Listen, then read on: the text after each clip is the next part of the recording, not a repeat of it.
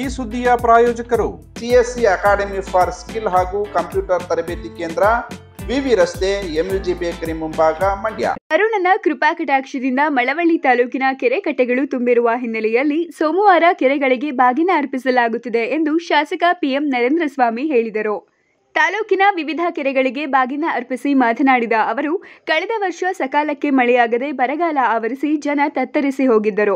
ಈ ಬಾರಿ ಉತ್ತಮ ಮಳೆಯಾದ ಹಿನ್ನೆಲೆಯಲ್ಲಿ ತಾಲೂಕಿನಾದ್ಯಂತ ಕೆರೆ ಕಟ್ಟೆಗಳು ತುಂಬಿರುವ ಹಿನ್ನೆಲೆಯಲ್ಲಿ ಮಾರೇಹಳ್ಳಿ ಕೆರೆ, ಮಳವಳ್ಳಿ ದೊಡ್ಡ ಕೆರೆ, ಕಂದೇಗಾಲ ಕೆರೆ, ಅಗಸನಪುರ ಕೆರೆ, ಕೆಂಬೂತಗೆರೆ ಕೆರೆ, ಹಾಡ್ಲಿ ಕೆರೆ, ಅಗಸನಪುರ ಕೆರೆ, ಅಂತರವಳ್ಳಿ ಕೆರೆ, ಧನಗೂರು ಕೆರೆ, ಬಾಣಸಮುದ್ರ ಕೆರೆಗಳಿಗೆ ಬಾಗಿನ ಅರ್ಪಿಸಿದರು.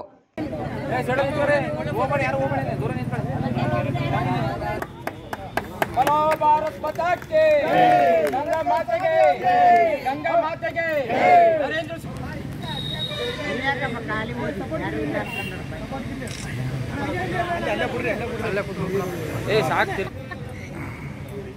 ಮಂಡ್ರೋನ್ ಕರೆಗಳು ಇವಾಗ ಪೋಯಿಂಗರಲ್ಲಿ ಬೋಟ್ ಮಾಡಿಸ್ಕೊಂಡು ಮುಂದೆ ಕ್ಲೀನ್ ಮಾಡ್ಕೊಂಡು ಮಾತಾಡ್ಸ್ಬಿಡಿ ಸರ್.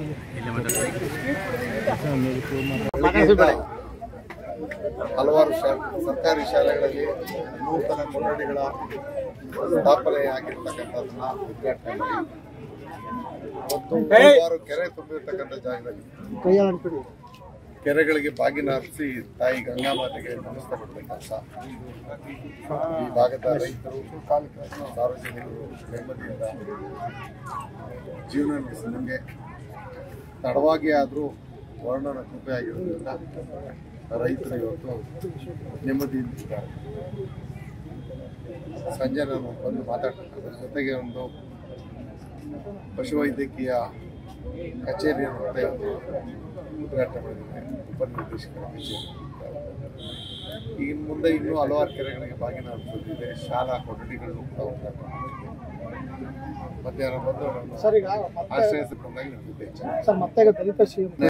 ಇದೇ ವೇಳೆ ಚಿಕ್ಕಬಾಗಿಲು ಹಿರಿಯ ಪ್ರೌಢಶಾಲೆ ಕಟ್ಟಡ, ಐನೂರಹುಂಡಿ ಹಿರಿಯ ಪ್ರಾಥಮಿಕ ಶಾಲೆ ಕಟ್ಟಡ, ಬಿಜಿಪುರ ಗ್ರಾಮ ಪಂಚಾಯಿತಿ ವ್ಯಾಪ್ತಿಯಲ್ಲಿ ಮಲತ್ಯಾಜ್ಯ ಘಟಕ ಶಂಕುಸ್ಥಾಪನೆ, ರಾವಣಿ ಪ್ರೌಢಶಾಲೆ ಕಟ್ಟಡ, ಮಳವಳ್ಳಿ ಟೌನ್ ಹಿರಿಯ ಪ್ರಾಥಮಿಕ ಶಾಲೆ ಕಟ್ಟಡ, ಮಳವಳ್ಳಿ ಟೌನ್ ಪಶುಸಂಗೋಪನಾ ಆಸ್ಪತ್ರೆ ಕಟ್ಟಡ, ಡಿಜಿಕೊಪ್ಪಲು ಹಿರಿಯ ಪ್ರಾಥಮಿಕ ಶಾಲೆ ಕಟ್ಟಡಗಳನ್ನು ಉದ್ಘಾಟನೆ ಮಾಡಿದರು.